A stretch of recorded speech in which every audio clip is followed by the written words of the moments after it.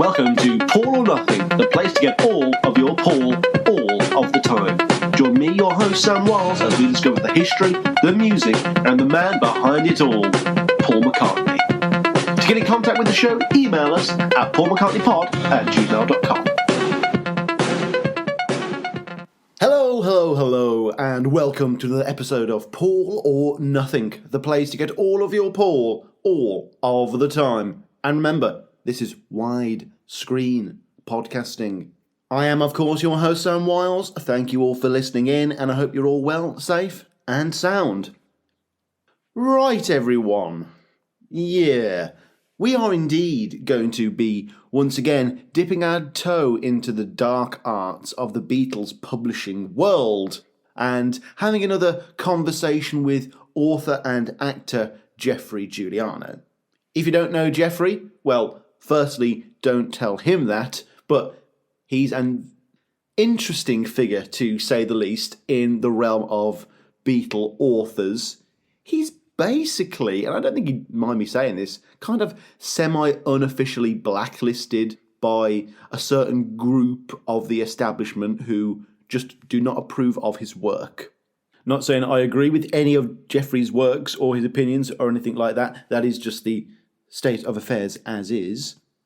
Despite his considerable commercial success in the 80s and 90s, he has since gained a reputation for somewhat spurious facts and odd details in his work. In regards to this podcast, he is most well known for writing the McCartney autobiography Blackbird, which is full of interesting tidbits, and by interesting tidbits I mean some pretty fucking crazy stuff. Hopefully you'll also remember his chat that we had on an earlier episode of the podcast. Go back and check that first interview out if you haven't already. I do refer to it a couple of times in what you're about to hear. But yeah, ever since that first episode went out a few years ago now, there was a part of me that kind of knew he was always going to end up coming back on. Why? Well, mostly because the episode that went out was actually our second conversation, with the first one actually going unrecorded. And I still knew that after the chat we had that some of Geoffrey's best bits, if you will, were left unrecorded. And Geoffrey's always got more to say than any podcast can ever contain anyway. So, hey, why not have him back on? Well, that was a question I took very seriously. I didn't take this episode lightly. I know the reputation Geoffrey has in the publishing world, the podcasting world, the Beatles legal world even, and I know that having him here on this show might, for some, be a black mark against my name and the integrity of this show, especially depending on what I do and how I expose Geoffrey. I was speaking with Diana Erickson from the One Sweet Dream podcast about what I might ask Geoffrey this third time around, and you know, she reminded me to take this seriously, to take him to task if I need to, and some of the dangers about giving him a platform, as small of a platform that this podcast is. And it was a lot to think about. And now that I'm sat here post-interview, I am wondering, did I do that? Did I hold him to a high standard? Did I crack down? Did I make him take account for a lot of the stuff he said? And it's really going to be up to you, but I don't think I lived up to the hard-talking, no shit-taking persona that I envisioned as myself going in. And a lot of that is down to me. I'm probably easily swayed by the guile of some of my guests, particularly if they have their own narrative to push.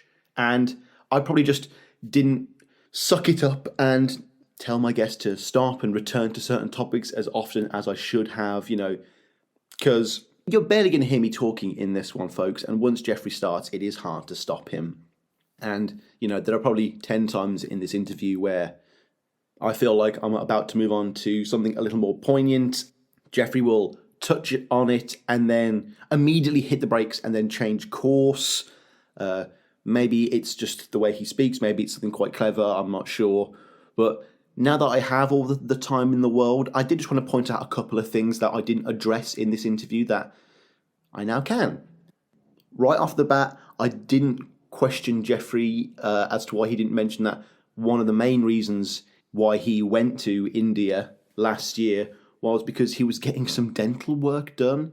I don't know why he didn't want to mention that.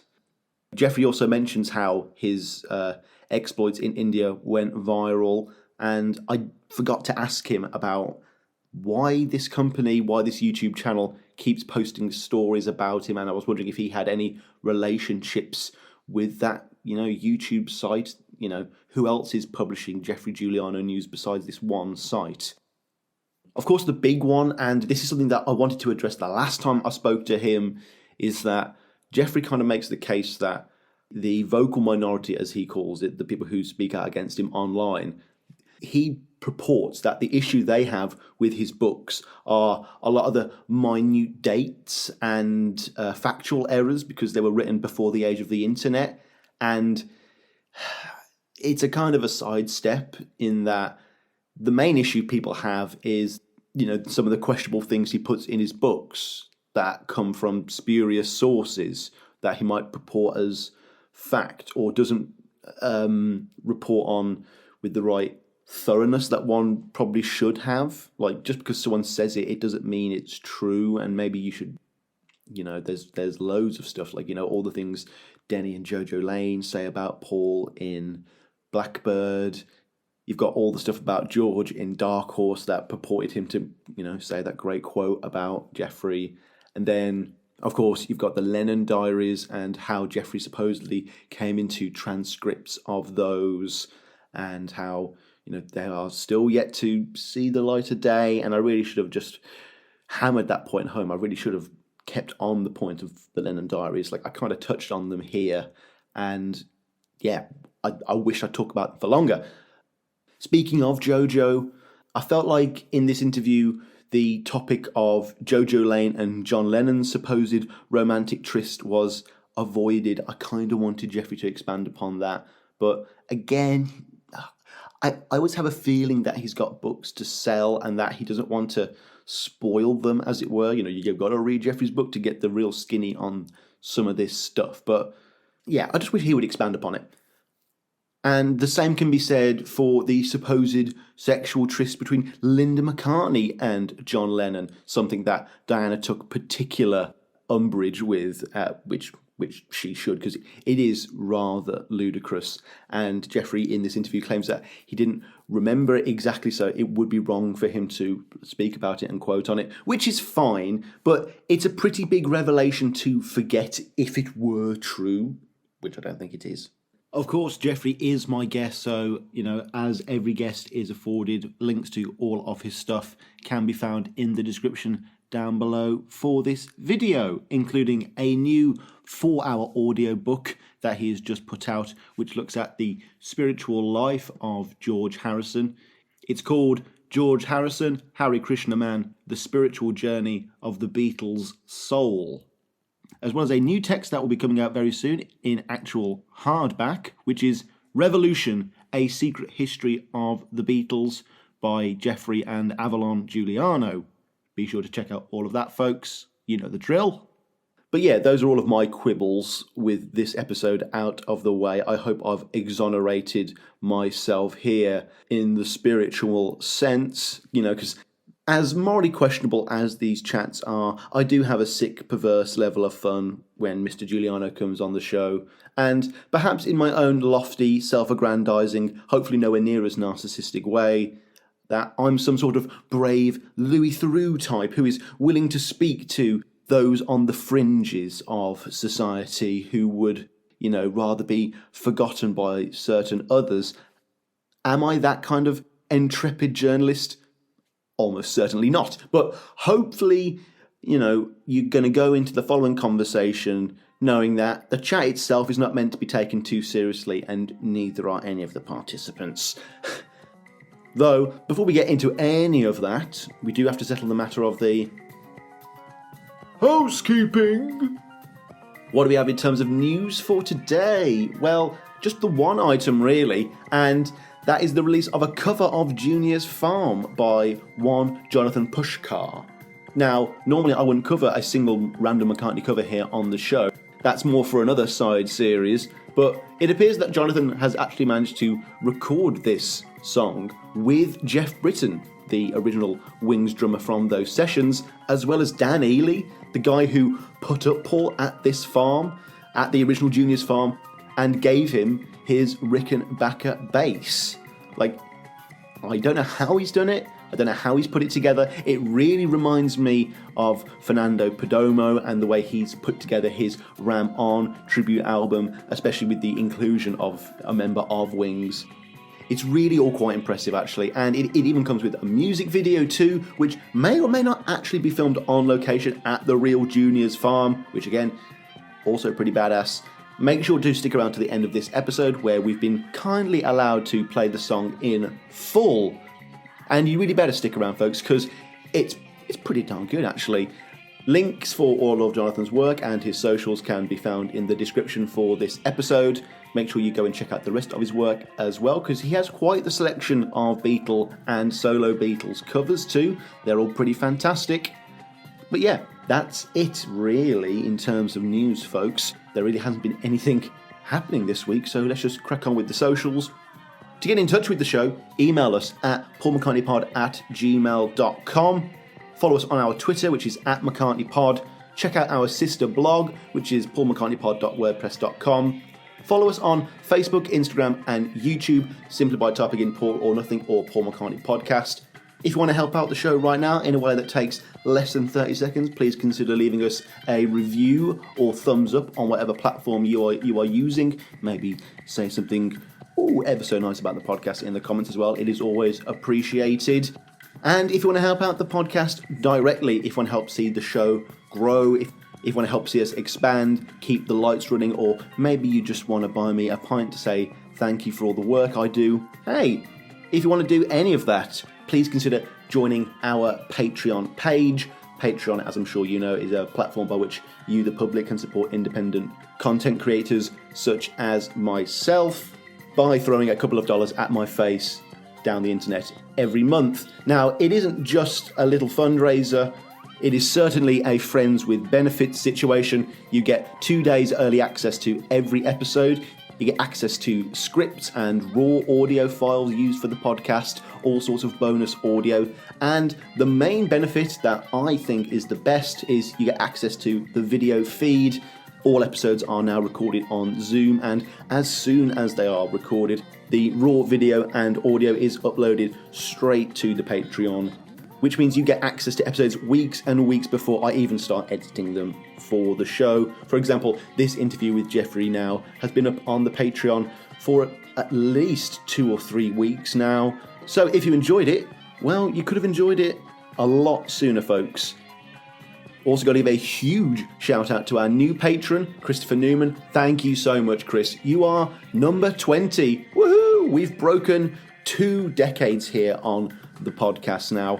Thank you so much, Chris. You know, every single person who joins our little Patreon family is most appreciated. You know, the idea that anyone wants to give anything to Paul or Nothing is a pretty crazy concept in itself. So you've got to be a pretty crazy person yourself, I guess.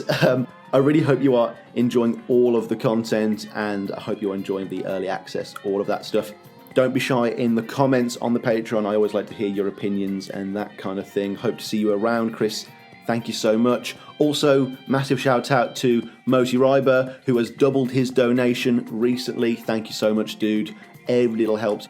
You know, when someone signs up with the show, that in itself is pretty special. But then when someone goes, no, I'm not giving enough to Paul or Nothing, like how do I even process that emotionally? That's incredible. So thank you so much, Moti. Thank you so much. I hope you know it means a lot. It really does. And I hope you're enjoying the content. And before we sign out, let's just give a huge shout out to our entire Patreon family now, which includes Christopher Newman, Moti Reiber, Mrs. P, Broderick Harper, Robert Shuley, Christian Perry, Richard Driver, Chris Atkinson, Richard Binnington, Mr. B, Teresa Brader, Stephanie Miller, Lou DiLeonardo, Cheryl McCoy, Katrina S, Sam Hode, Anastasia L, Robert Carabelli, Warren Butson, and Matt Phillips. Whew! For anyone keeping track, yes, that is indeed 20 patrons. Woohoo, go you, go me. And now, after all of that, it is indeed time for me to tarnish the reputation of this podcast and possibly isolate myself further from the intelligentsia, the Illuminati of the Beatles' new media / podcasting world. Gosh, I'm so brave, aren't I? It can only mean, folks, it is time for my second / third conversation with the infamous Geoffrey Giuliano. Hello there, everyone. Yes, you have indeed read today's title correctly. I am joined once again by the infamous Geoffrey Giuliano here on Paul or Nothing. If you are a newer listener and you haven't already heard our first chat, go back and check it out because we're going to be referring to it today, I'm sure. But yeah, Geoffrey is a best-selling author and music journalist and actor. Many of his tomes you will know all too well, including texts like The Lost Beatles, Interviews, Lennon in America, Dark Horse, and in terms of this show, Blackbird, The Life and Times of Paul McCartney. He is here with me right now, folks, and this will probably be the longest point today that he won't be talking, so I'm going to let him off the leash. Folks, please welcome back Geoffrey Giuliano. How you been doing, bro? What's going on? Cool, man. Everything's fine. That's what I like to hear. Do you feel safer being filmed in supermarkets now that Trump has left office? Yeah, that was the thing with the paparazzi, man. It was just some weird anomaly. The guy was French, which is also a deficit on, and he scared my son, and I had to react, as I think anyone would. What I did was I wanted to give him a taste of his own medicine. By portraying the ugly American as opposed to being the ugly American. What I liked, though, very rarely do you ever get a follow-up video where someone returns to the scene with a follow-up video. I really enjoyed that. I was just trying to rip it off. In all seriousness, though, what happened in India? Did you and your son make it out okay? I saw that clip on your channel. Well, obviously, we're here in Thailand, but we were stuck for 6 months. Now, I had gone over for a 2-week holiday to show my son. I've been involved with the International Society for Krishna Consciousness since I was 15. So I took him to Vrindavan. I wanted to show him our world headquarters there. And so, without any warning, the Indian government closed the airports and we couldn't get home. Now, we'd only come for a 2-week vacation. And I had brought $2,000, which is more than enough for 2 weeks in a little place like Vrindavan. So I didn't bring my ATM card. And I just brought the cash because I thought, well, $2,000 is more than enough. And we were there 6 months and the money ran out maybe in a month or something. And then we had no money in India. In India, that's not a very hospitable environment. So we stayed there. And, I'll tell you what, if the objective was for my son to understand India and to, he knows every back alley of Vrindavan, Jaipur, New Delhi. Yeah. We were like rats scuttling around, with the rest of them there. And it was an adventure that I would not like to repeat. That is an insane twist to the whole pandemic story. Well, then it went viral again. Like the supermarket in Thailand, because I have this modicum of ever diminishing fame as a fixed Z-lister. That people pick up things about me when I get into trouble. It just somehow or other they pick it up. And I'm glad it's on the internet forever. But I noticed you didn't send any money. Oh, if I had money to send, I would gladly send it. I understand. They're incorrigible. But actually, people, I'm happy to say, did send money to my PayPal, enough for us to survive and get home. And then, of course, I paid everyone back when I got home. I kept their details meticulously and paid them all back because I had plenty of money. I just didn't have access to it. Now, something you told me off air, you've told me that a lot of your books are being reprinted on actual paper. I'll explain that. I'll explain that. No, I'll explain that to you. Okay. So I can't die until I finish my work. This is about 45% of my life's work has been writing these books. So I think it's incumbent upon me to republish the books. Now, the first hurdle was getting the rights back because I was paid a great deal of money, relatively speaking, for me, a few $1 million for the rights to those books from 1984 to 2006 when my last book was published. And so I had leased or rented or licensed the rights to these books to publishers, and I had to wait till they were done with them, and in order to get the rights back, to revert those rights. So I got on the phone and I called them all. And I said, hey, look, man, I want my rights back. And a lot of them said, no, we're not going to give them back to you. And I said, okay, well, that's okay. You haven't sent me a royalty statement in several years, so I'm going to sue you. And that worked with almost all of the books. Right. There is one of which I cannot name for legal reasons that is still not in my hand. But the rest of them I got back successfully. So then the next thing was, now there's a guy, an Irish guy, Mick something. Why would his name be Mick? And he did a show with me, and he said, well, this is wrong and that's wrong. Well, listen, let me explain something to you. I wrote these books before there was any internet. Mm-hmm. We had to go to libraries and get physical copies of magazine articles, newspapers, go through microfiche, it was, so there's absolutely errors in my book.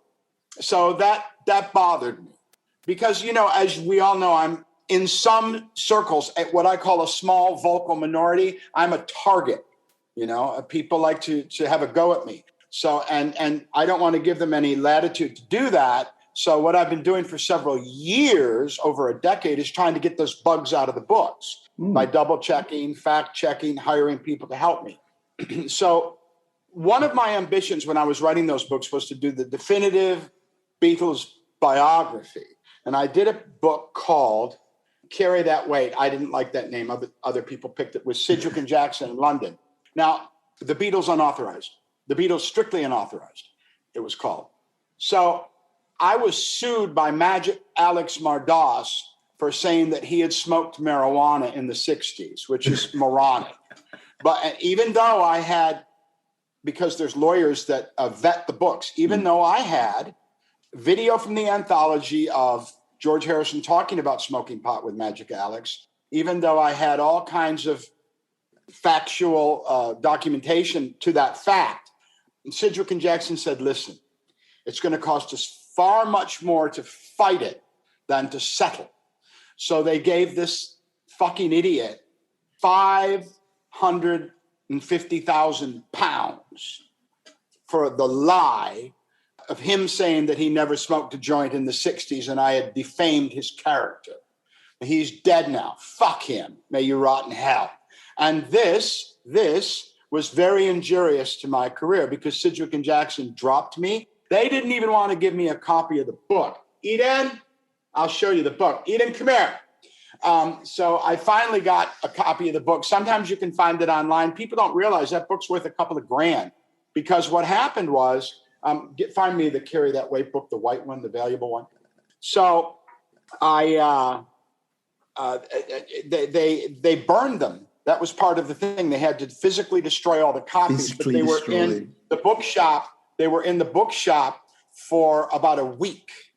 Now, if anybody can find this book online, which sometimes you can, people just think it's an old book. It's worth money. It's worth money. So this book is coming out again. Now, I was going to have it come out while Magic Alex was still alive and just take out the marijuana shit. Yeah. What I did do was fortunately, he died. Fortunately, that man died.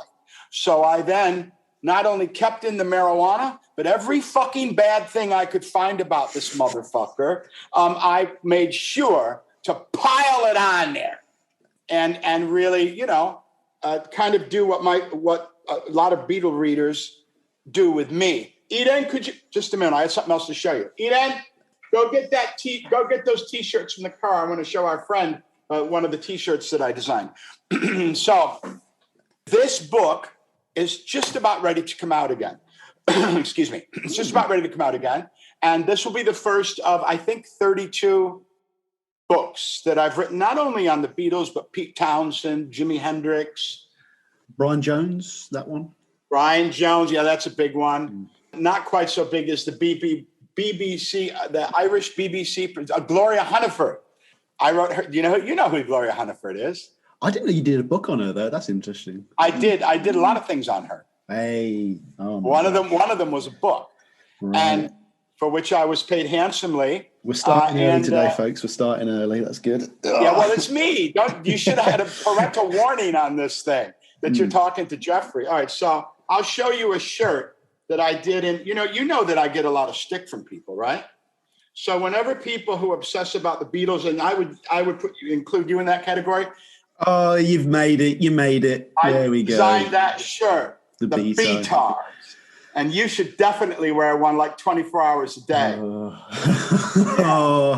You're the biggest B-tard I know. Yeah. But anyway, yeah. I'll be and cast those are out. available on those are available on Etsy. But curiously, so far I'm the only one that's bought one. Now, what are we going to talk about today, Buana? Well, the first thing you wanted to talk about was Ram, so I thought we'd talk a bit about that. I could talk about Ram forever. I have a lot of beautiful associations with Ram. First of all, as a Hare Krishna, I think the name should be pronounced Ram. Ram. Okay. Yeah. Ram. Yeah. Raman, give your heart to Shri Krishna soon, right away. Haribol. I was so happy when I saw it in the store because I thought, oh, fuck. He's converted. George has gotten to him. That's great. He's done an album called Ram. And have you ever thought of it in terms of Ram or always Ram? I think I'm the only guy. That's fresh to me. I love it. Is the Ram itself in part of the symbolism or the faith or so anything? Much there. But I want to tell you about my personal associations with that album. So at that time, my wife, who passed away in 2017, the day after Christmas, she was a young, beautiful, leggy, buxom girl called Brenda Black. And we were at junior college together. And we used to, sneak away to a friend's house or something and make love and listen to that album. We were only driving, sitting in the back seat of the car. Yeah. And long-haired lady, and I liked eating at home. Boy. Yeah. Eat at home. Yeah, we did a lot of eating at home. We didn't go out much. So that was a real beautiful time for me. And I was a kind of, everybody is beautiful, physically beautiful when they're young. And I was beautiful. I had long hair, and my girlfriend had long hair and two little blonde pieces in the front, and she would iron it. Her friends would iron it on the ironing board to make sure it was super straight. And, we had real cool hippie clothes, and and we'd hang out with our friends, and we'd all go skinny dipping together and go see George Harrison at the Omni Stadium in Atlanta, Georgia. So that was a really good time. Hey, here's something nobody knows, and I've never, ever mentioned it before. I worked for Apple Records. I worked for Apple Records in 1974. If you can look up Ringo Starr's longtime attorney called Bruce Graykel.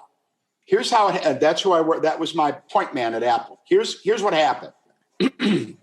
I knew a Beatle collector. Like there was like two Beatle collectors in Tampa, Florida, where I was growing up, I being one of them. And this other guy said, "Oh, you're the guy who likes the Beatles?" Yeah. He says, "Well, I've got tapes that nobody has of the Let It Be sessions, the Get Back sessions." And this was the first time these ever appeared. Now, I'll tell you how they ultimately came to the public in a famous bootleg called the Black Album. Yes. Yeah.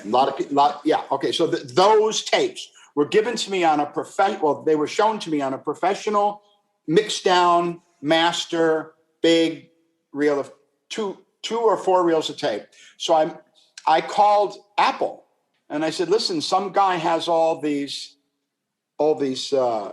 tapes from the Let It Be in Tampa, Florida." Yeah. So they flew me out there and they gave me $4,000. Right. And it said on the check, it said, "Charge to Apple Corps, Magical Mystery Investigation." So I had my little $4,000, which I'd never seen any amount of money like that before. And then a couple of weeks after I got home, the FBI came to my house, two great big sort of brutish looking guys. And I was to meet them in the corner, and then they rushed me away. It was very secretive, and they handed me an envelope with $2,000. And then I was to meet this guy at it might have been a record store. I think it was a record store, and pay him on Kennedy Boulevard in Tampa, Florida, and pay him this $2,000 for these tapes. He gave me the $2,000. I bought the tapes. I gave them to the FBI, and I never heard anything about it again from Apple or anybody else. But yeah, I worked for Apple Records for a few weeks in 1974. And what did I do with the money?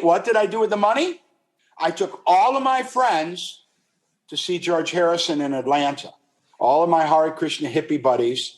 and my girlfriend, and we went to Atlanta, Georgia to see George Harrison. So this was right around the Ram time. It was released in 72? 71. When was it released? 71.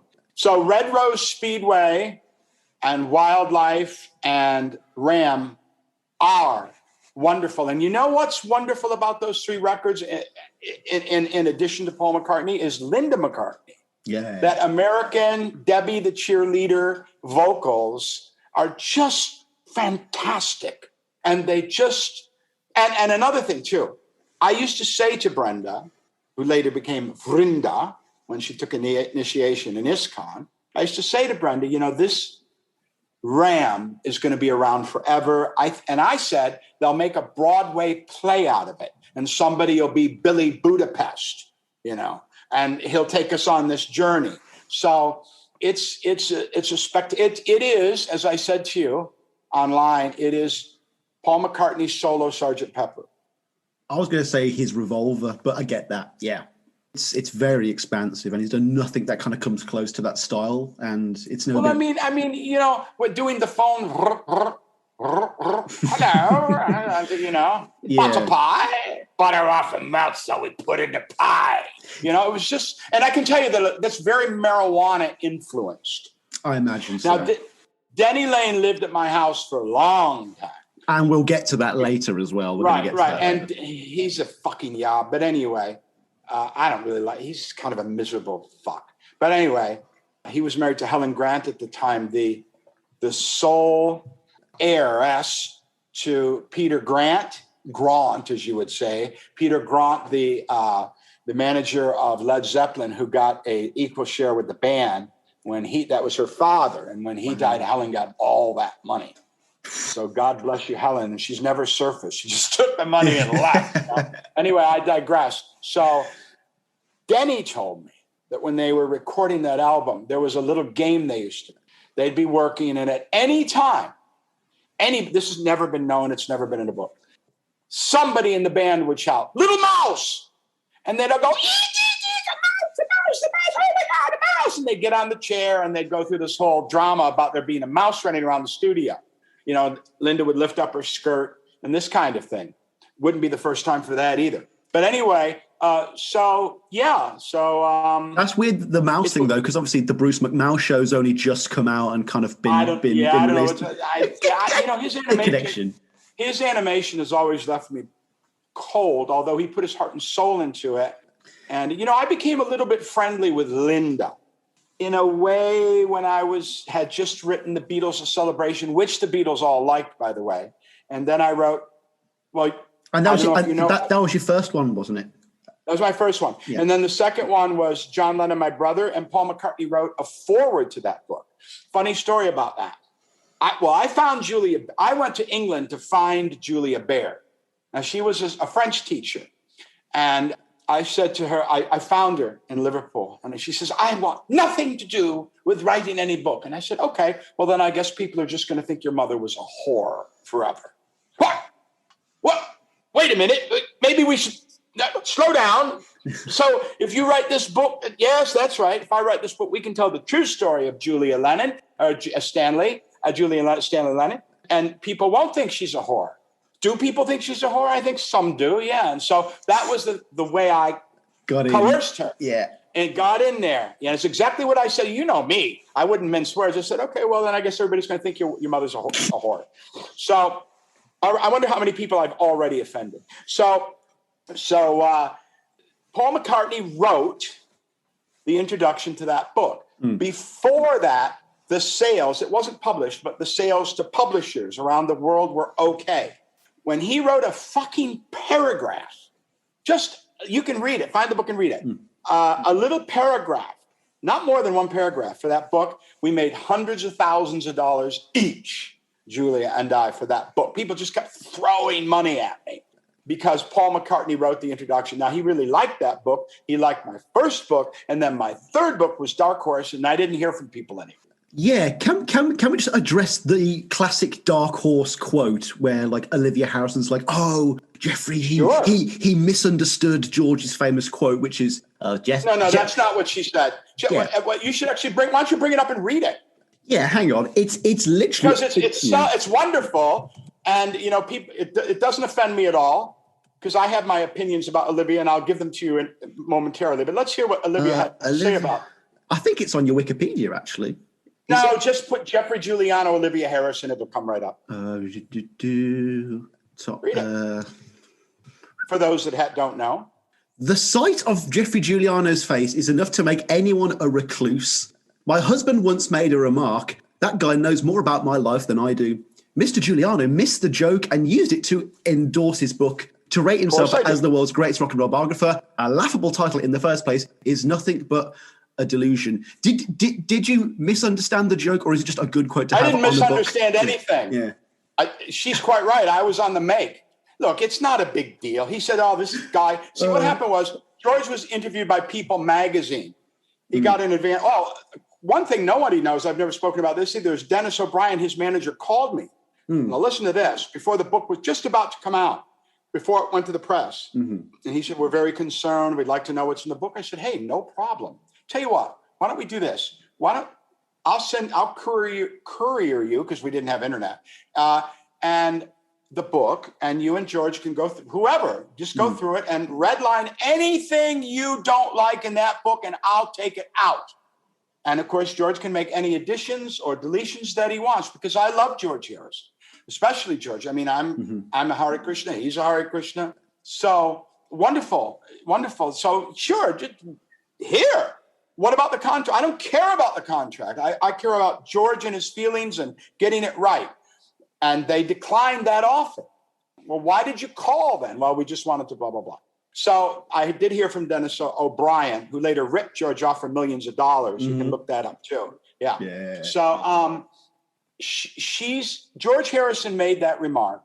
And when we were looking for things to put on the back cover, I said, well, why don't you put this? This guy knows more about my life than I do. Now, It's a good quote. It's a good quote. People throw this at me as if I'm a convicted pedophile.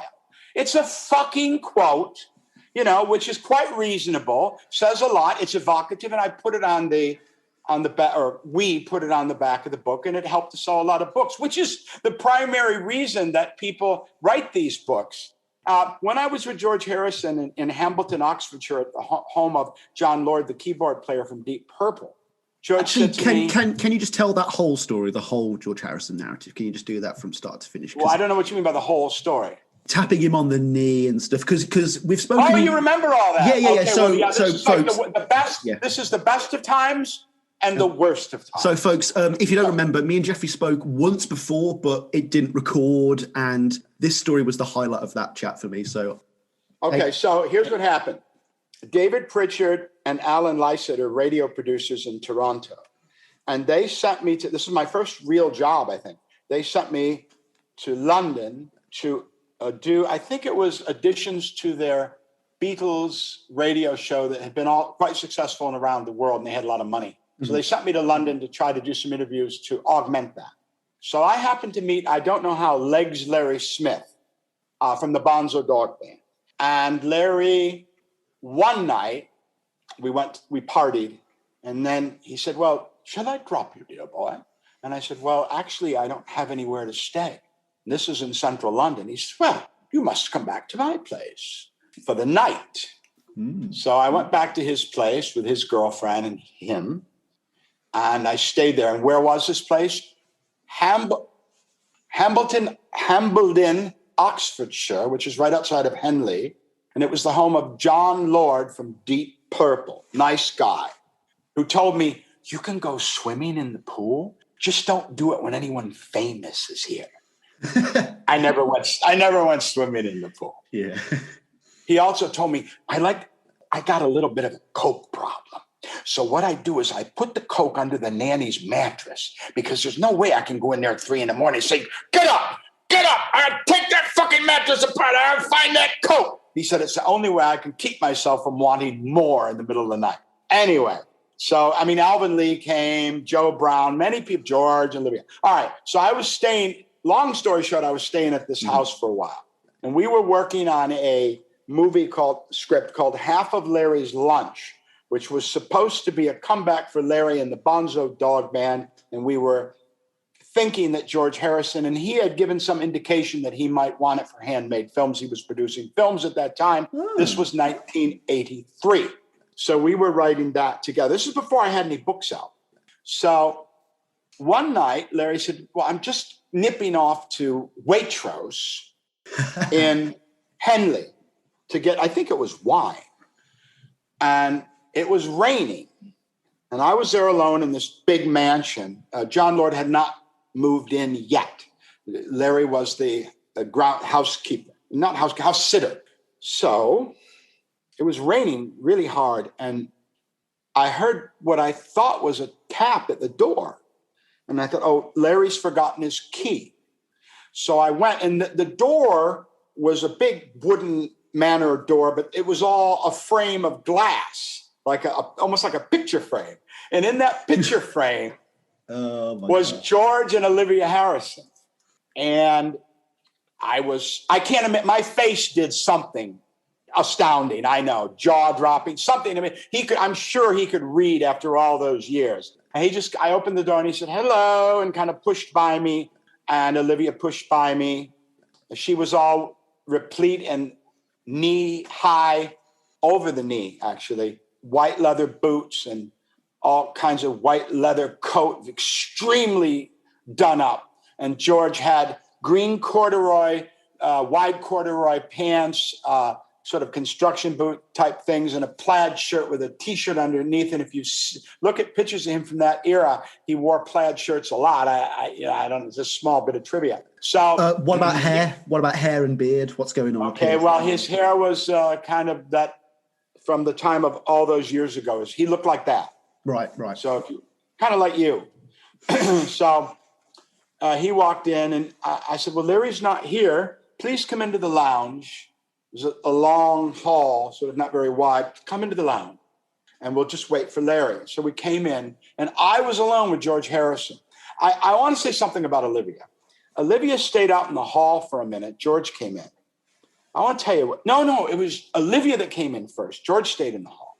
And all I can tell you is, and I'm just being completely honest, it's nothing to do with the article. She filled the room with her ego. Just filled the room with something I know about. It was maybe, I don't know what it was, but it was just such a very unpleasant, immediate mutual dislike between myself and Olivia Harrison. Now, George came in. Larry, I know what I said to George. The first thing is, I said, Hari Bol. Now, for those of you who know ISKCON, that's a greeting that devotees do to each other. And when he heard that, he knew everything about me. He knew I was a devotee, aspiring. He knew everything. So he didn't like that, too. I saw his face, he kind of looked at the floor, his face turned down. And I said, oh, fuck, I'm trapped with another Hare Krishna here. So Larry came home. You can imagine how many people have approached George, Hare Krishnas. Hey, you're with me. I'm with you. Hey, come on. I'm going to come in the house, whatever it is. They would insinuate themselves into George's life because they had the same religion and they thought it was cool. And George thought it was cool to a certain extent. Anyway, I digress. So Larry came home a few minutes later, maybe 10 minutes later, and George immediately went out in the hall and spoke to him. And I knew they were having some sort of discussion about me. So Larry came in, there was wine and stuff. Now, the way that was a small room, it was his artist studio. He's a graphic artist, among other things. And he talked to Olivia and I talked to George. George was sitting in a corner. Now, there were a few, like it was okay until it wasn't. And it's like I got really close to George Harrison. I was sitting on an ottoman, a stool, and he was sitting in a chair against the wall. And I said, and until we talked about the Beatles, it was totally cool. The minute the Beatles were brought up, and I brought it up, foolishly, Ballsy. I brought up the Beatles, yeah. And then it all quickly disintegrated. But I said, he was there, his knees were in front of me, and I was really close to him, really close, uncomfortably invading his space close. And I tapped him on the knee, and I said, you guys were so far out. When you guys did it, you had the whole world behind you. Tap, tap, tap, tap, tap, tap, tap, tap. I was not only in his fucking space, retard and betard that I was, no longer. I'd handle it much differently now as a man of the world. But at that time, it was shocking to be with George Harris. Especially when like I always tell people, if someone would have said, look, Geoffrey, George is coming over tonight. It's a little social gathering, just me, you, George, and Olivia. Be cool. Oh, yeah. Okay. Just let me go in the room and get it together. When's he going to be here? He's going to be here in an hour. Okay, I'll get it together. If someone would have done that, it would have been, don't mention the Beatles, Geoffrey. Okay, I got it. It also killed me because I had a really expensive camera in my bag at the foot of the chair where George was. And I really wanted to, because he wouldn't have said no. I wanted, George, can we get like a whole bunch of pictures together? So I didn't do that. Anyway, I tapped him on the shoulder and he just moved his knee away. Like just moved it, in a not very pleasant way. And I knew then, oh, fuck. I have just repeatedly touched George Harrison's leg uninvitedly and gotten close to him, what we call in America close talking. So I blew it. So he got up. Well, then we had a big discussion about the Hare Krishna movement because it wasn't very positive. And he said something to me in a real snide. He said several things. I'll tell you some things he said. He said, why don't you become a guru? You're about the right age. And I said, yeah, you should be a guru, man. You're an American guy. He was taking the piss because these gurus in ISKCON are highly questionable after Prabhupada left the planet. He said something about Mark Lewison. Ooh. I'll tell you now. So he's a figure at this point in 83 already then. He goes that far back. Oh, wow. He said, Mark, this is exactly the words. Mark Lewison, he's supposed to be the big expert, isn't he? This is when his first book came out. Well, I picked up his book, opened it, and the first thing I saw was wrong. That's what he said about Mark Lewison. And then he in other words, the idea is that Mark Lewison didn't know what he's talking about. I'm just telling you what he told me. Interesting. He said to me, let me tell you what he said about Yoko Ono. He said she was a witch. A witch. He used that word witch. And then later Yoko, and I'd said that in a lot of interviews, and then later Yoko put out a song called Yes, I'm a Witch. Hey, that's cool. That was mine. That lasted. Now, Olivia says it was 10 minutes. It wasn't 10 minutes. It was about 40 minutes. About 40 minutes that I was there with George Harrison before I touched. When I touched his knee, he got up. He said, well, I got to pick up my son at soccer practice. And he got up and they left. And then Olivia would call. I didn't like Olivia. She didn't like me. She would call from time to time for Larry. And I would say, she's American. I'd say, who's calling, please? Knowing full well who it was. And she would go, Olivia Harrison. Is Larry there? Yes, one moment, Olivia. Very nice to hear from you. Very nice to hear from you, too. She just had to go through these motions. But so that's my George Harrison story. Now, listen, I'm a wildly imperfect human being. All right. So all these people, and he's not I didn't treat him. I don't know. It didn't go well. But I was alone with George Harrison for more or less a couple of people in the room for around 40 minutes in 1983. See, just listening to you talk about this story, I don't see how has a guy like you not done some sort of autobiography just to... I have. Right. I have. Right. Where? No. It's an audiobook. Okay. I won't bother to find it, but it's an audiobook called Bad Words. People say I'm such a shit and I'm a writer, so I called it Bad Words. Because when I was a kid, my mother used to say, hey, don't say any bad words. But obviously I didn't heed that advice very well, and I've said a great deal of bad words. So it's not a book, it's an audiobook right now. It's already out all around the world. Bad Words, Geoffrey Giuliano. It's there on the internet. Go and check that out, folks, because I know I will. But you might not be that easy to find, but it didn't sell very well. So it's 1953 to 1971. I did it in parts. Right. And I haven't taken it up on the second part. Of course, the George Harrison visit and everything will be in there. Awesome. There's no sense writing an autobiography if you don't tell everything about yourself. I'm not telling everything, but almost everything. Speaking of books, let's go backwards to Julia Baird and the book you did with her. So what was that? What was that working relationship like then? Okay, I'll tell you everything about it. She's a highly educated woman. Everyone in that family is extremely intelligent. The Leela Harvey, Dr. Leela Harvey, she's dead now. Everybody's dead. Dr. Leela Harvey was the cousin, very close to John. They were the same age. She's dead. She was a doctor.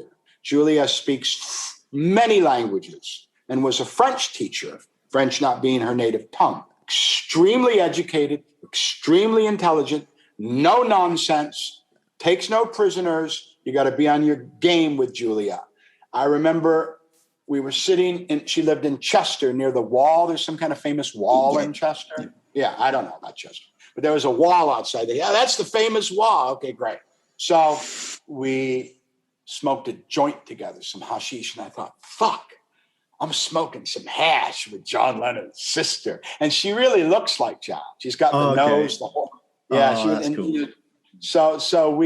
And she was like, it was okay. We had some good times together.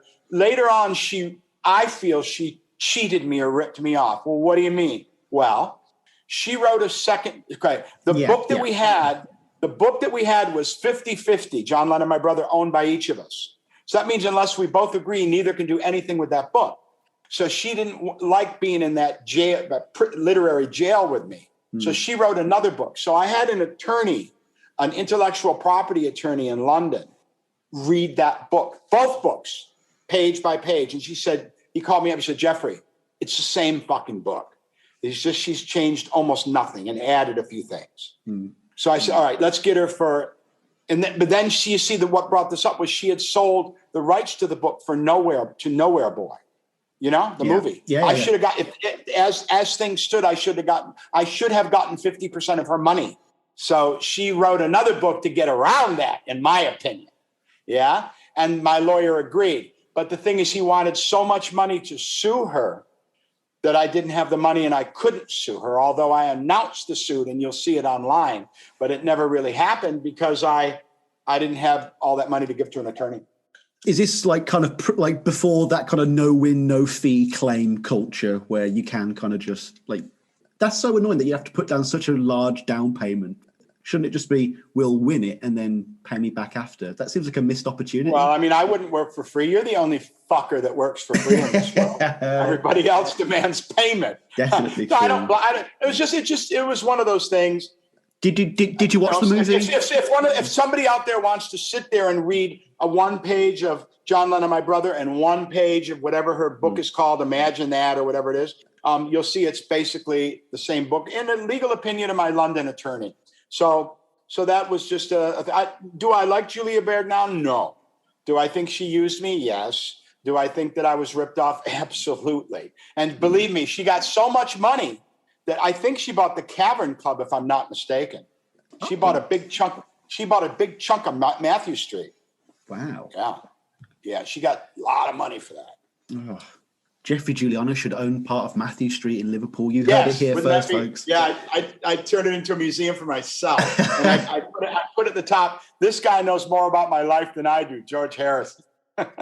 Did you watch Nowhere Boy or can you not sit through it? No. I don't like any of these movies that pretend to be the Beatles or Freddie Mercury, any of that shit. Jimi Hendrix. When Netflix is done with The Crown, that'll be their next big one. 10 seasons for 10 years in their life. It'll be the biggest thing on earth. And I'm sure you'll despise it. I went to see John, Paul, George, Ringo, and Bert at the Lyric Theatre in 1974 in London. And that put me off any kind of, I don't like any, I'm a recovering beatard. Yeah, well, I mean, the fact I don't have much to do with it anymore. Yeah, like the fact that you wanted to talk about Ram just earlier was kind of interesting for me. Do you not feel the same kind of lethargy with their solo careers? No, I love Wildlife. I love Red Rose Speedway. I love Ram. What was after Ram? Yeah, so it went Ram, then Wildlife, then Red Rose, then Band on the Run, then Venus and Mars. Oh, okay, well, up to Band on the Run, and then I kind of fell off. Yeah. What about George and John? All Things Must Pass. Oh, listen, I have something to tell you. Wow. I know this. I hang out in Milan sometimes. I have friends in Italy. I'm Italian. I like to go there. So I recorded my audiobook for Dark Horse in a studio called Real Sound in Milan. And when I was there, I met some studio musicians, and this guy's called Luca, and he's a brilliant musician. So people are going to love this, love to hate this, is that people don't, I'm a bit of a musician. I've made a few albums. I'm a singer, songwriter, but it's nothing I really developed very much. In the 80s, I did some albums and 2 albums. Anyway, I am right now working on an album called 3 Worlds at His Feet, the music of George Harrison. And I'm going to be singing covering some of George Harrison's songs. Interesting. I wonder what you're going to That will really piss people off. That is not my intent by any means. But I mean, I don't like being a target for people's obsessive compulsive disorder. I've had death threats and everything else. It's not just that, it's fun and gay. It's not all, people. I have a 13-year-old boy in the other room there. I've had death threats and everything. And it's not comfortable to be the object of derision. I have achieved a lot. Now everybody self-publishes their book.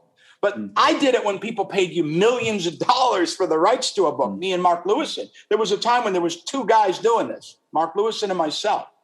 Now everybody does. Yeah, the other thing, I noticed, there's that one of the Wikipedias out there is just for reviews, and every time someone's mentioned.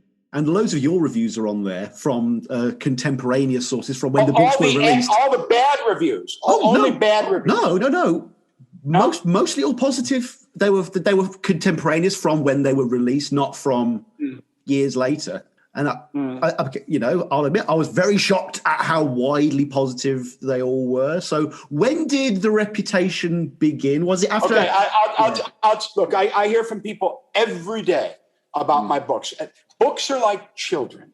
You give birth to a child and it goes out into life and has its own existence, which has nothing to do with me. It could inspire someone to murder. It could inspire someone to feed the homeless, to give alms to the widows in India. Mm-hmm. God knows the effect that it has on people. Someone's going to be a musician. Someone's going to say, fuck the Beatles. I want nothing to do with this. And whatever it is, they have an impact and it's got nothing to do with me. I write a book, I'm paid, I move on to the next one. Mm. So I will tell you, as God is my witness, that about 90% of the feedback that I get is not positive. It's celebratory. It's devotional. It's like, you've changed my life. Oh, calm down, dude. I didn't, there's no life changing. It's just a book. No, Geoffrey, you're the only one. Da, da, da, da, da.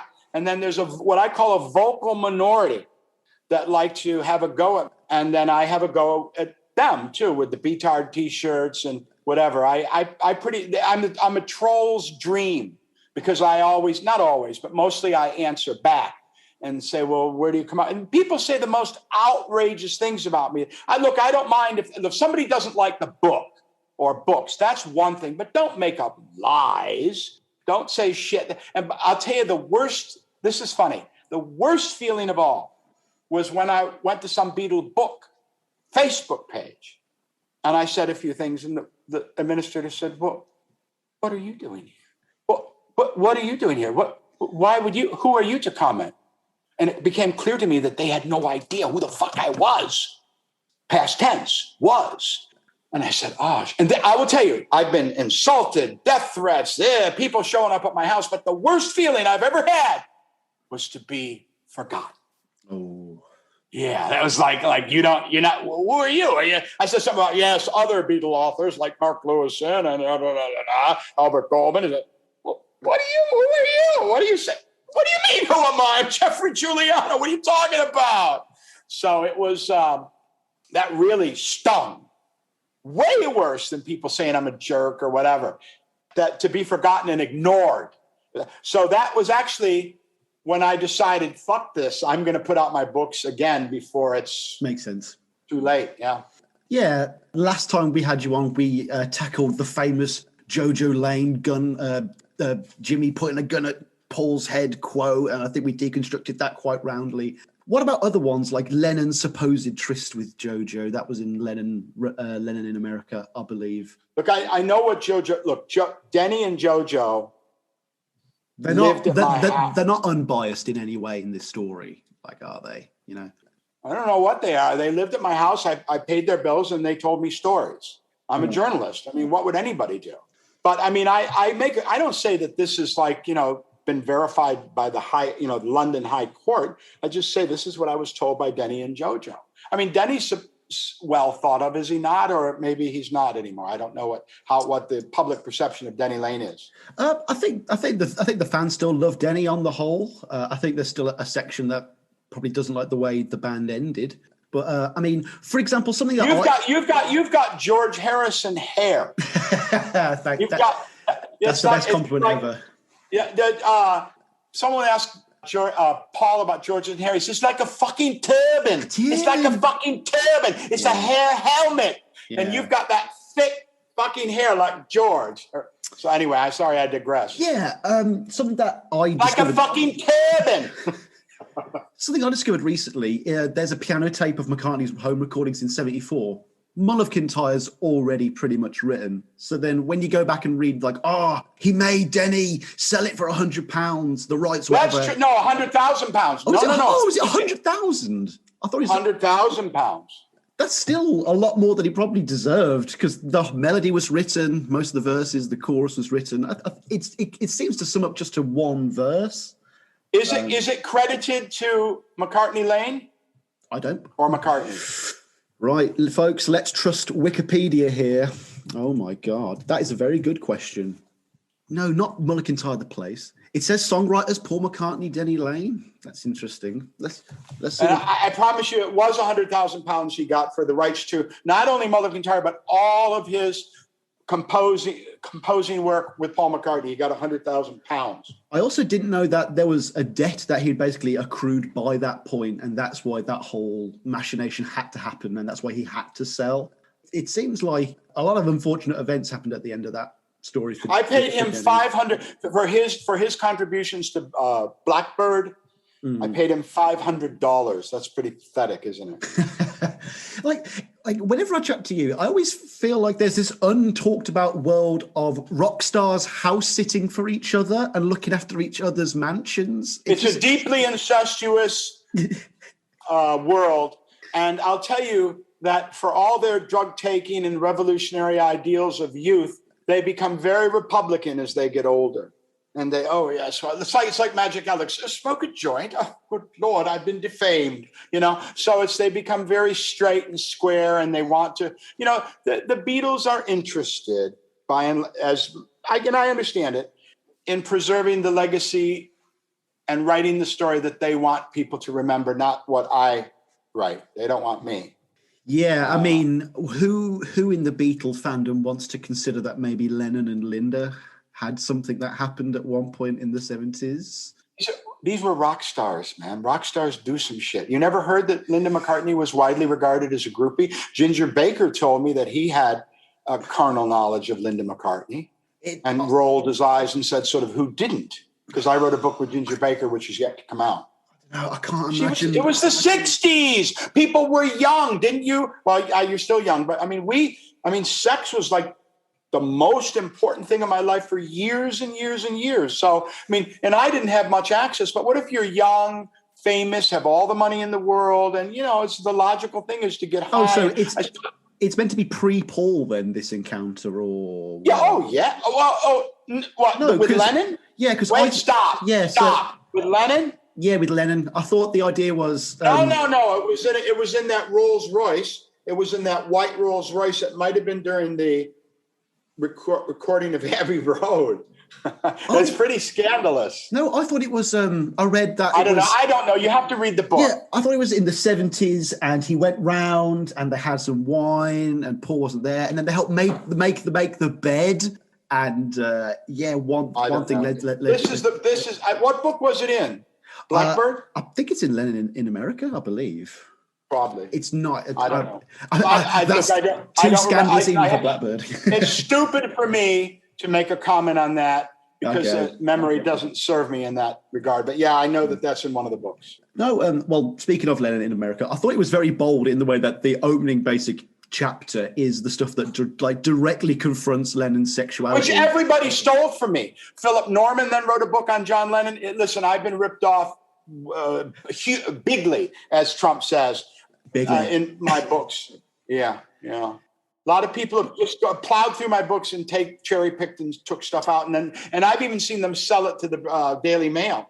You know, that I had serializations in the Daily Mail, and then it was repeated 20 years later. What do I care? Good luck to them. I was just wondering, like, obviously by that point you might have like accrued a fan base. Like, do you put something like that in the opening chapter to hook people in, or is it because you know people are going to be skimming through the book anyway, and you're just helping them get to the bit that they want to read? I want my books to be successful.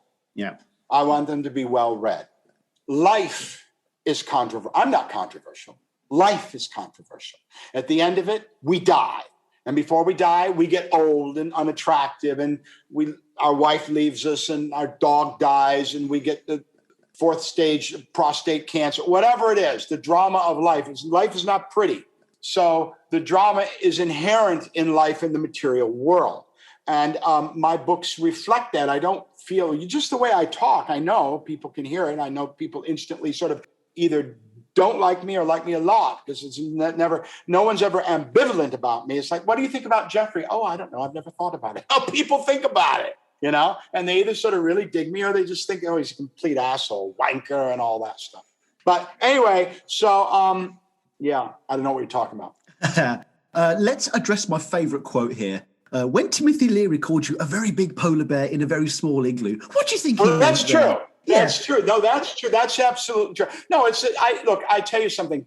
I didn't know what a narcissist was until Donald Trump came along. And he's the sort of zenith, the archetypal poster boy for toxic narcissism. I too am a narcissist, as are almost everybody that willingly enters the public arena. Mm-hmm. Seeking the love and approbation of unknown people because they didn't get it as a child or whatever it is. That's usually what it is. My daddy wasn't there to take me to the fair. I guess he didn't care, said Mike Myers in that. That's it. That's in Goldmember, I think.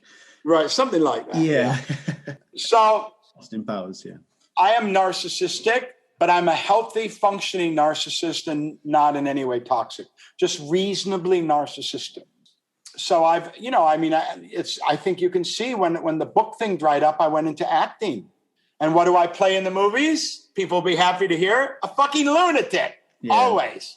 Mafioso, whatever it is. Yeah. No, because I remember when I first discovered you, I was like, hang on, I've seen Scorpion King. Hang on, I've definitely seen this guy before. It was a No, my big movie now is one called Peninsula. Okay. Big hit in Korea. And I always play like a mafia guy or something. I had a eureka moment. When I was young, I met the Hare Krishna devotees, and then it was sort of bolstered by everything George Harrison did up to living in the material world. And then I kind of dropped off with it in his Hare Krishna content of his music, which was wonderful to me and all the other devotees, but people who weren't into it go, oh, how maudlin. He's preaching about Krishna, and we loved it, you know. But I mean, the people that weren't into Krishna didn't like it at all. But I'm 67, and I have gone back to my Hare Krishna religion in quite a big way. I wouldn't have even told anybody that I was a Hare Krishna when I talked to you even before. But when I was in India, I had a reinvigoration of that ideal. And now I have very little interest in any of this stuff. I'm doing, a garbage truck doesn't pick up garbage because it thinks it's good or right. It picks it up because that's its job. And my job is to write these books and do these audiobooks and do these other things. And I don't really I don't invest. I do it with a disinterested spirit. I do not invest a lot of my psychic energy in this, but I do the best job I can. So all my books are coming out again. They will be there when I'm gone, just a few years, today or tomorrow. And it will be some sort of record. Look, the books were popular. I know because I was paid, and I know how that publishers beat a path to my door for years and years and years. And I even know how much I made. Cumulatively, it was $9 million from 1984 to 2006. Not bragging, because I only got like 30 cents a book, and the books were like $36 or whatever. So that the publishers made hundreds of millions of dollars from my work. And people say, one thing that does piss me off is people who don't know how publishing works. They say, well, you just make shit up.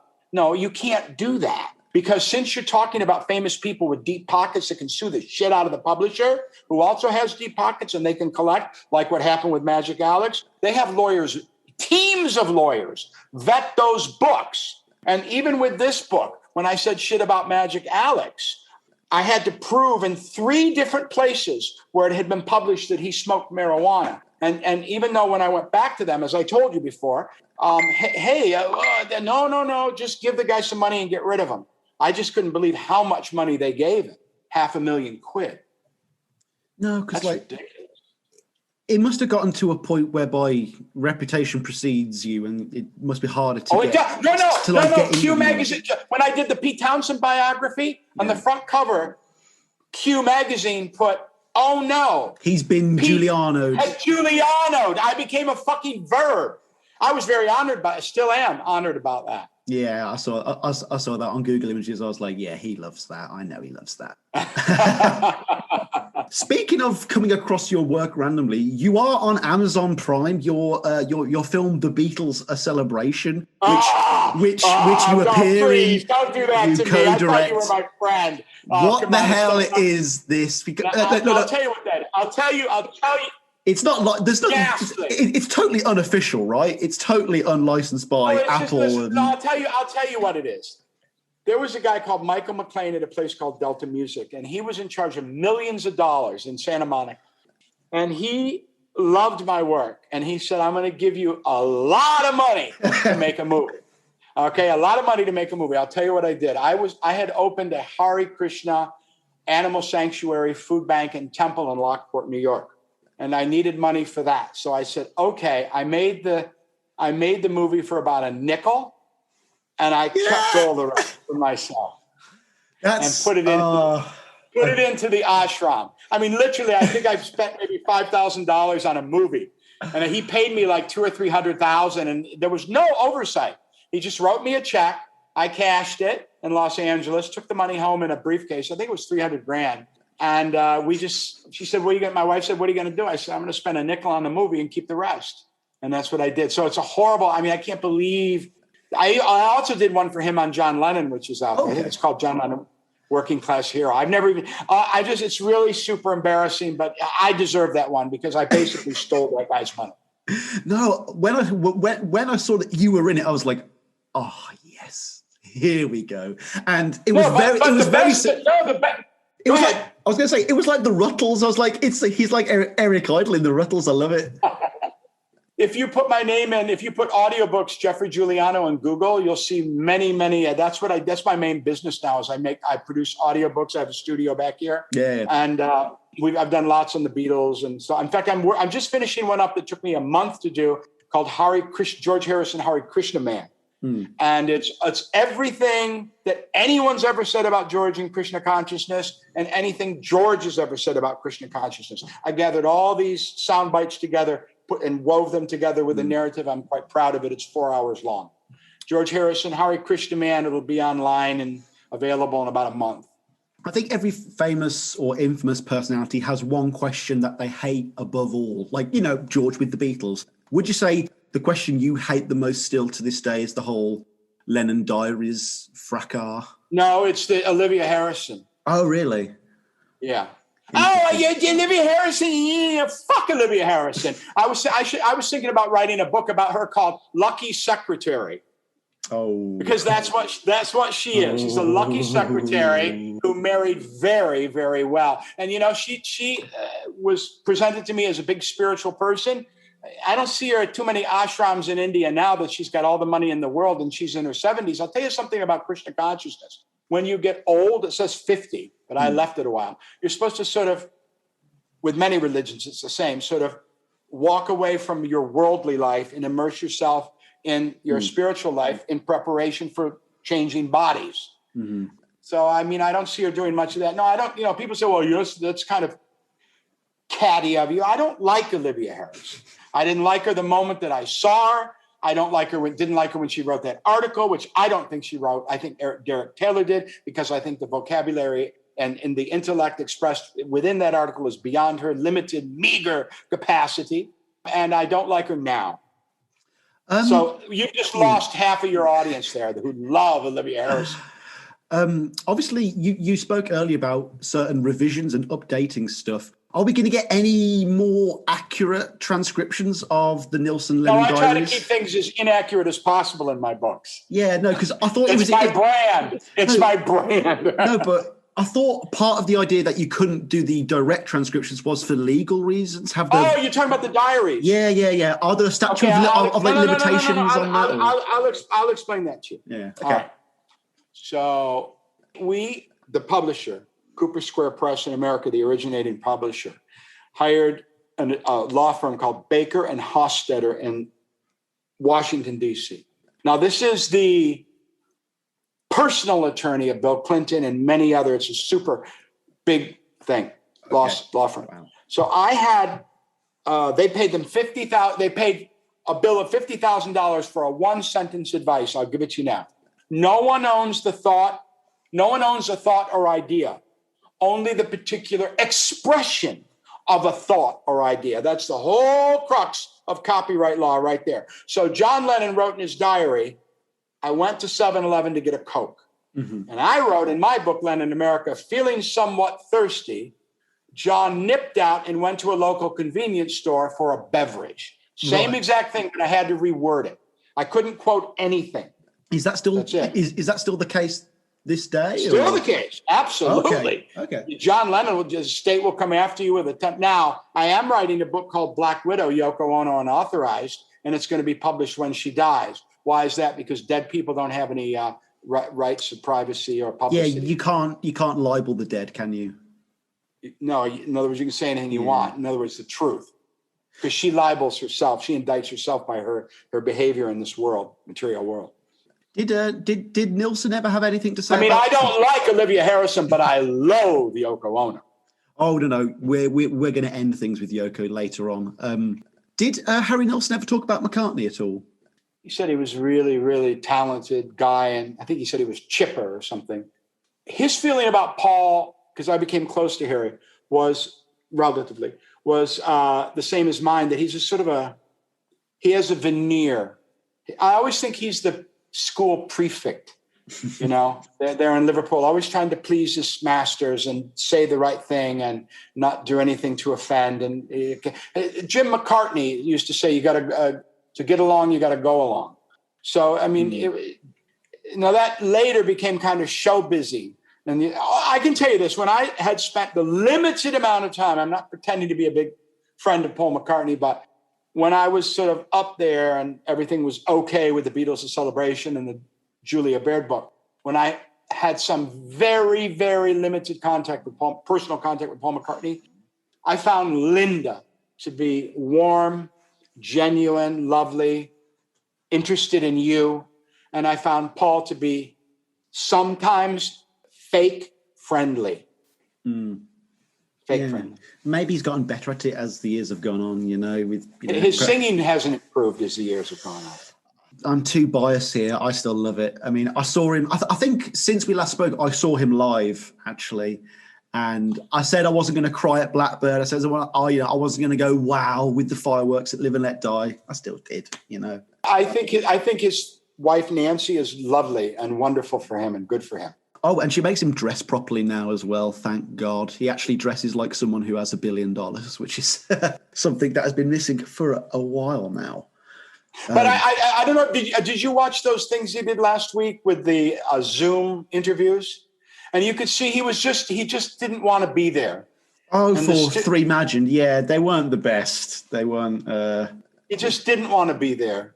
Especially at that age, though, the interview circuit's got to be really starting to wear on as well. I mean, God knows how we'd feel if you were still. Hey, one thing I'll tell you something that pisses me off is nobody but you will have me on. Well, that's good for me. Good for you, but nobody, it's like I could do these things every day, but nobody would, I'm not having that guy on my show. Listen, man, I was the most famous rock biographer in the world. I've written 32 books, something like 24 on the Beatles. Mark Lewis and hit. Nobody's done what I've done. Now, you can judge yourself about the quality, but in terms of quantity, in terms of publishing year after year, decade after decade, I'm the guy. I was the biggest rock for a long time, 20 years. I was the biggest rock biographer in the world. And Olivia Harrison says that's a ludicrous title. It's so ludicrous that I banked about $9 million and traveled all over the world like a fucking rock star. So, look, I'm a plumber's son, man. I'm a plumber's son from Albion, New York.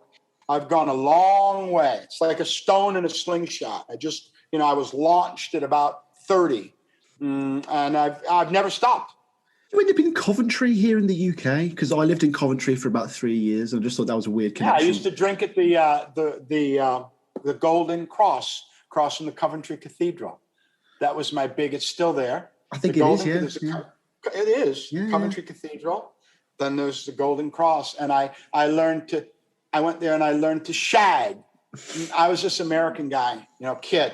Were you? I bet you were the guy that stole the acorn on the peace day, weren't you? I bet that was you. No, but I'll tell you what was there was that white thing that they put around it. Yeah. That white metal thing that was there. They came and got it later, but in 1970 when I went there, I learned how to smoke hashish and put the little.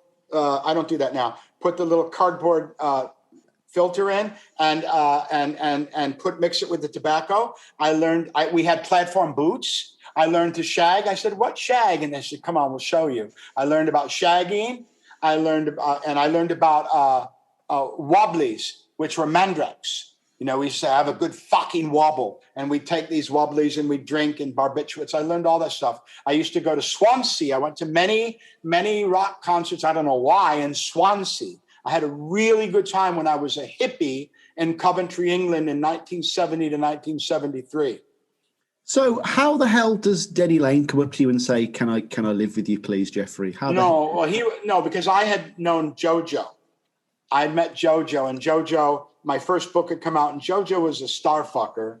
I love JoJo. She used to call me Big Daddy. Say, Big Daddy, what are we gonna do today, Big Daddy? So she was lovely, and I loved her, and we had a little bit of a fling, but as Steve Hawley said to me, who hasn't? And so I met Denny took a long time because I wasn't, I had a little thing going, even though I was married, I'm a ne'er-do-well. I think anyone can see that. I had a little affair with JoJo and stayed at her house in number 3, right next to Chrissy Hine, number 3, the Main Street, St. John's Wood. And I used to stay there with her, and I met Denny through her. And then, I'm always pitching. I knew that Denny hadn't done any. Has he ever done a book? He hasn't done a book, has he? Solo book? I'm going to say no, but I'm going to turn my mic off. I'm sure he hasn't. Let's have a look. Denny Lane autobiography. No. The first thing that comes up is Blackbird, The Life and Times of Paul McCartney. Right. The closest thing he's got. So he was skint, and he was married to Helen Grant, and this is a funny story. You know who Peter Grant is, right? The guy, the manager of Led Zeppelin, the big fat guy. Mm-hmm. And one time he called me up and he said, "Hey, Giuliano, I want you to fucking give Denny and Helen $3,000 fucking dollars right fucking now. Do you understand me, you fucking wanker?" And I said, "Is that what you want?" "That's what I fucking want." I said, "Well, I'll tell you what, you fat fuck. You can go fuck yourself. I'm not giving him a fucking nickel." And I slammed the phone down. This was in the upstairs of my house. About 2 minutes later, a lawyer rang. I said, "Oh, Mr. Giuliano?" Yes, some sort of Mayfair lawyer. He says, "I hope we haven't gotten off on the wrong foot." "Wrong foot? What are you talking about? A guy talking to me like that? I'm not giving anybody anything." He says, "Oh, calm down, Mr. Giuliano. We were just hoping that you could just give something to tide over Helen and Denny for the nonce until we can get it to you. And I'm not doing anything. Fuck you two," and put the phone down. But that was an interesting. I'll tell you, of course, I did it over the phone. I don't know that I would do it in person. But I think I'm the only person that ever called Peter Grant a fat fuck and hung up the phone on. So I'm proud of that. That's a good one to hang on your wall, I think. There. So when's the Yoko Ono book coming out? Because my last question when she kicks the bucket, right? Because the last question I've got here on my list is something that you referred to but didn't definitively state last time. A supposed tryst. Yeah, I don't want to say the word. Yeah. Well, I mean, I can't look. I had some kind of relationship with Yoko Ono. Allegedly. What do you mean allegedly? I was there. Allegedly, I'm saving you from the lawyers here, Geoffrey. No, I mean, no. Just be very succinct in what I'm telling you. This is what I'm telling you, and all that I'm telling you. I had some kind of relationship with Yoko Ono in the 80s. That's all I'm saying. And on that note, everyone, that brings me to the end of my questions. Geoffrey, this is your chance to freely plug anything you want for as long as you want. If anyone's interested in any of the audiobooks that I've done, just put in Geoffrey Giuliano, Apple Books or Audible or Amazon, and there's tons of stuff there. I think a lot of that work is worthy. We have Neumann microphones here, and we have Everything is the Best. I mean, this is kind of my swan song. I'm 67. I'm interested in doing good work. I always have been. So, it's interesting. I think that I've kind of abandoned more or less the paper book, and I've gone to audiobooks. And because I think that's where it's happened. I got to tell you that everybody's going out of business. I'm not going out of business because people download books and they listen to them. Mm-hmm. So I do audiobooks now. If you're interested in any of my audiobooks, you can go to any of the platforms. Amazon, no, not Kindle yet. Amazon, Apple, Audible, and just put my name in, or just put audiobooks Geoffrey Giuliano, and they'll come up. Yeah, I don't particularly have, I'm not out really to sell anything. I just do my work. I work hard. I'm proud that at 67, I work as hard as I did when I was 30. Yeah. I get up, I work 5 o'clock in the morning, and I work until 8 o'clock, 9 o'clock at night. Geoffrey, I'm so happy that your 6 months in India didn't prevent you from being able to have this conversation with me today. I'm so happy that we'll be able to speak again. It's been far too long, and it holds a very special place in my heart, the fact that we get to have these chats only on this show.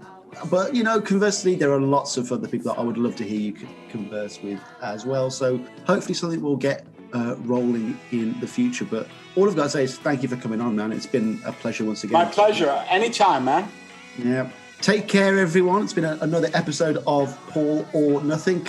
Betards is a copyright of Geoffrey Giuliano, all major corporations, CCC, blah, blah, blah. You know the drill. Denny Lane, play us out, dude.